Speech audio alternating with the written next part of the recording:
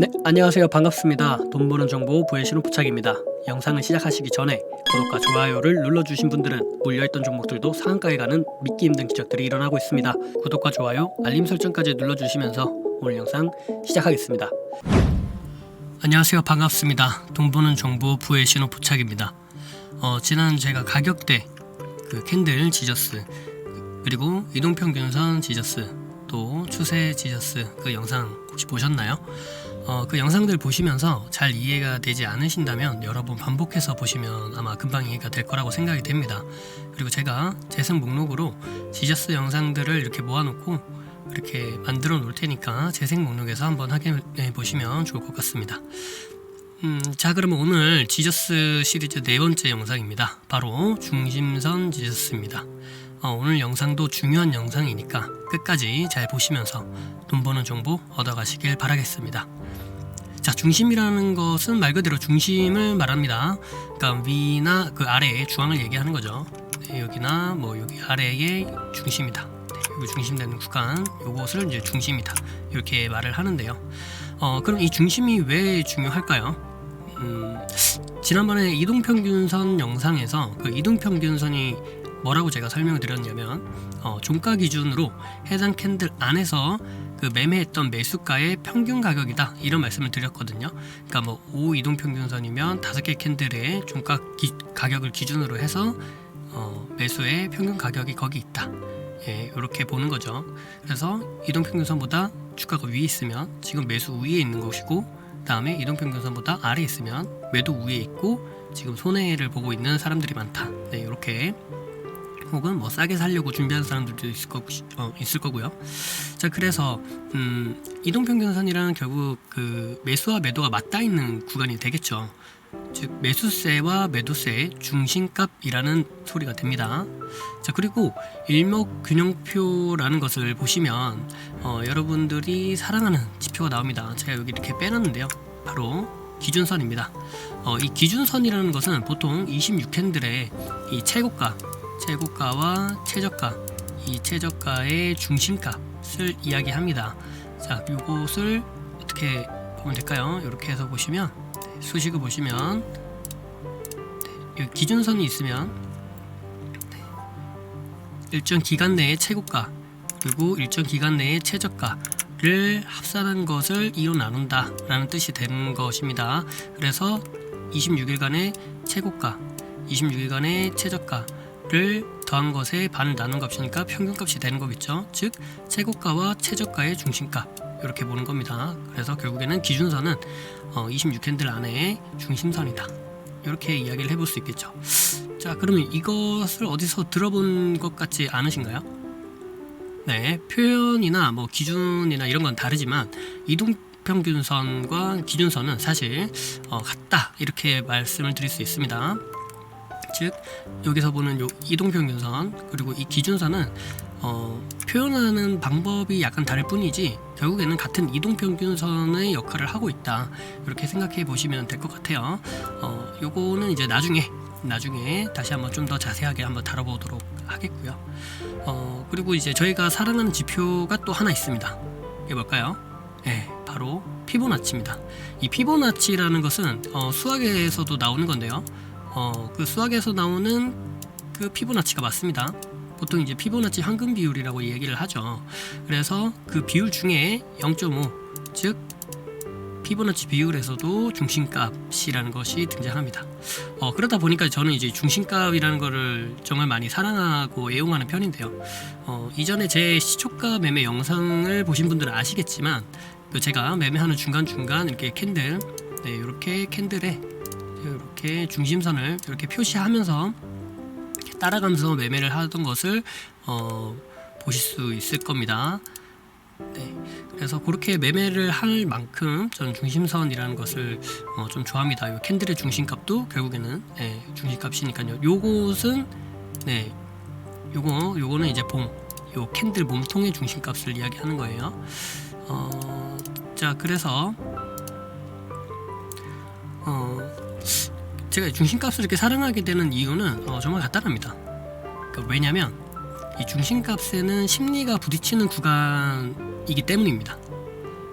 그러니까 즉 이 심리가 부딪히는 그 구간에서 어느 쪽에서 방향을 트느냐, 그 방향을 트느냐에 따라서 매수 우위가 되느냐, 매도 우위가 되느냐가 결정지어지게 된다. 이런 관점으로 보는 겁니다. 자, 이제 차트를 한번 보면서 말씀을 드릴게요. 아까 피보나치 같은 경우에는 여기 피보나치 조정대라고 있죠. 그래서 뭐 저가부터 고가까지 이렇게 다 그으면 이렇게 중심선 값이 나옵니다. 그래서 꼭 반드시 중심선을 지지한다라는 것은 아니지만 여기 중심선까지 이렇게 볼 만큼 중심선은 중요하다. 이렇게 보시면 되겠습니다. 자, 여기서 보시면 이 종목은 이제 PHC라는 종목이고요. 여기서 보시면 요 선이 기준선이 됩니다. 즉 26캔들 안에 최고가 최저가의 중심값이 되겠죠. 그래서 여기에 있는 가격은 이제 여기를 무시하고 이제 여기까지의 가격이 되겠죠. 여기까지 해서 26의 캔들 안에 중심선이다. 결국 이 중심선 있는 곳에서 지지를 받으면서 상승해주는 모습 확인해 볼 수 있죠. 자, 그 다음에 뭐 다른 종목들 한번 봐볼까요? 다른 종목들도 한번 봐보겠습니다. 다른 종목들도 봐보면 광진민텍도 결국에는 이렇게 상승했다가 여기에서 자, 여기서 보시면 여기까지 보시면 기준선이 변하지가 않죠. 이렇게 한번 봐볼게요.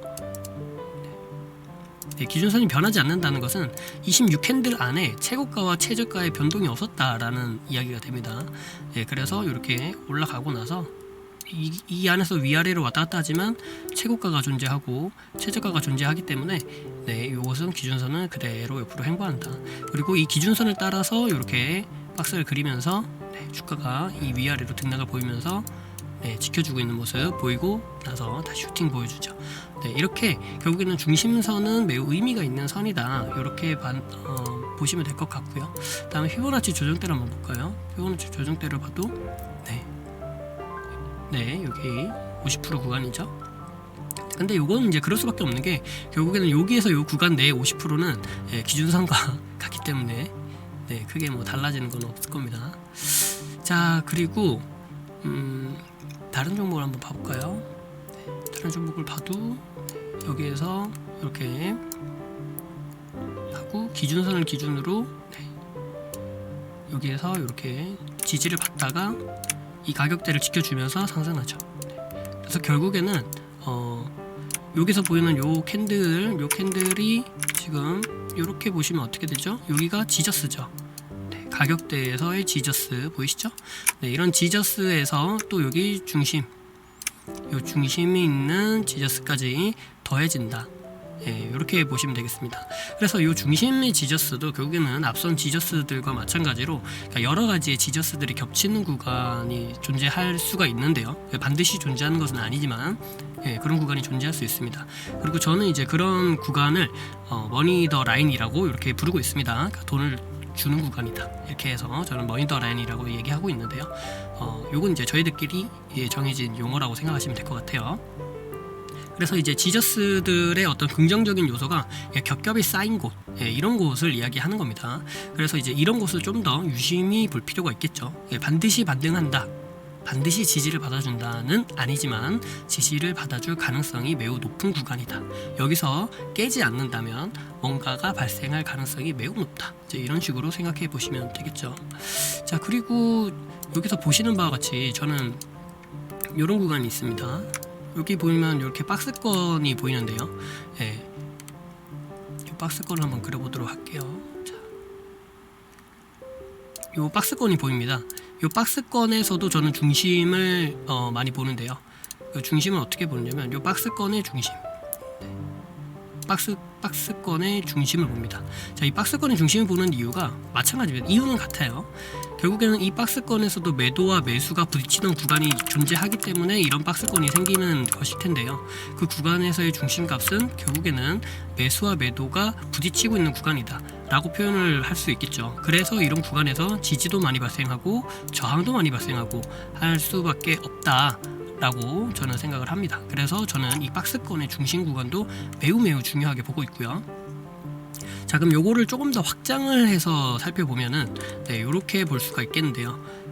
여기에 박스권의 모양이 이렇게 한번 그려보도록 하겠습니다. 자, 이렇게 박스권이 존재하겠죠. 네, 제가 이렇게 박스를 겹쳐서 그린 이유는 이 박스권의 크기만큼 이 위에도 박스권이 존재할 수 있다 라고 생각을 하는 관점입니다. 자, 이렇게 되면 어떻게 될까요? 이렇게 되면 요 큰 박스가 하나 생겼죠.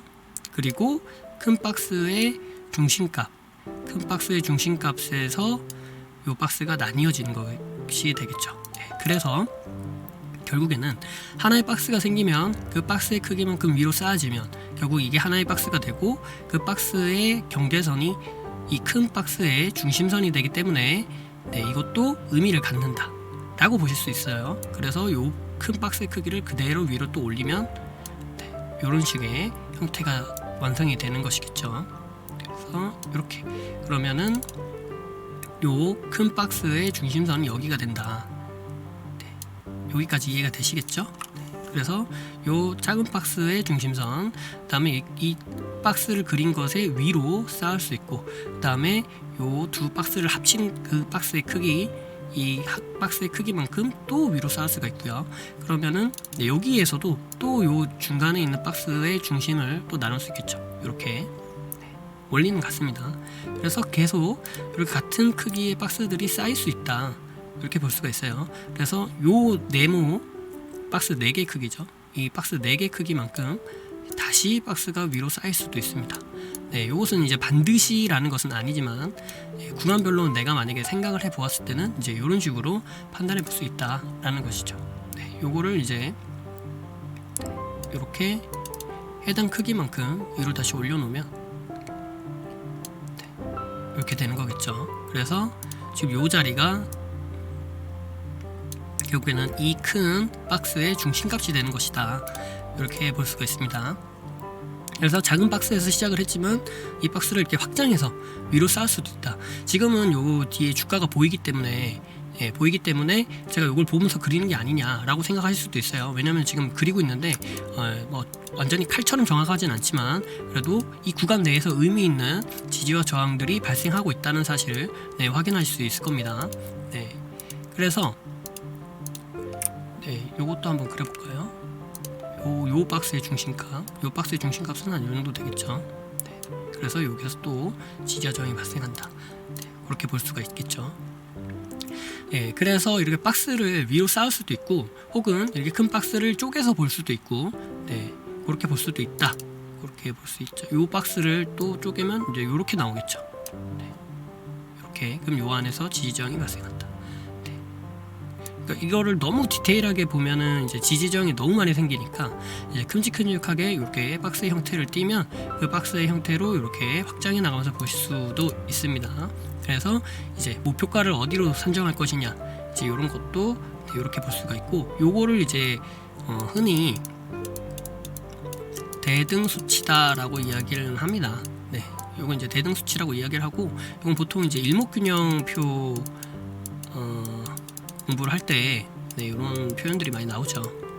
네, 대등 수치다 이런 표현들을 많이 쓰죠. 일목할 때. 왜냐면 일목은 이제 그 엘리엇 파동에서 나오는 그런 파동론과 그다음에 이제 시간론이 이제 합쳐져서 네, 이게 이제 함께 나오는 게 이제 일목균형표인데, 네, 여기에서 나오는 게 이 파동 크기의 대등도 있고요. 이 시간의 대등도 나오고, 네, 그렇기 때문에 요 대등 수치가 일목균형표 이야기할 때 나온다 이렇게 얘기할 수 있겠고요.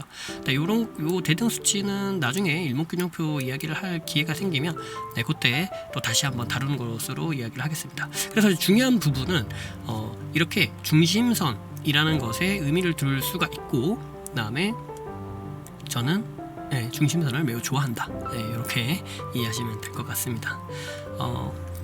그래서 이제 이렇게 중심선과 다른 뭐 이동평균선의 지저스라든가, 혹은 이 캔들 가격대의 지저스라든가, 아니면 이런 추세, 네, 이런 추세의 상승 추세가 만나는 추세의 지저스 자리라든가, 그러니까 예를 들면 뭐 이런 자리가 되겠죠.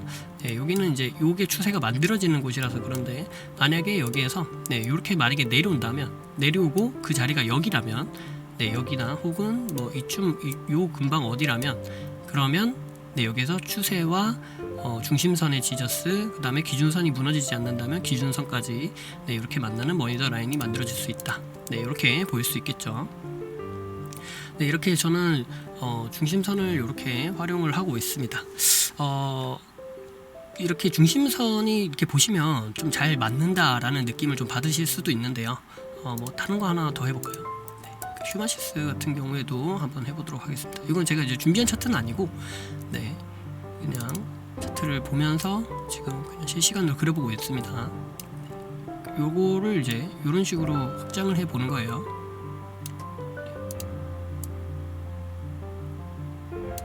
이렇게 확장을 해 보는 겁니다. 그냥 지금 제가 박스를 어떻게 그리는지, 그 다음에 어떤 기준으로 지금 이렇게 쌌는지 시간으로 보이시죠? 그리고 그 자리가 뭐 정확하진 않더라도 어떤 의미를 띠고 있다, 이제 이런 관점에서 살펴봐 주시면 좋을 것 같습니다. 네, 다시 한번 그려볼게요. 네, 그래서 이제 이렇게 박스를 그리는 게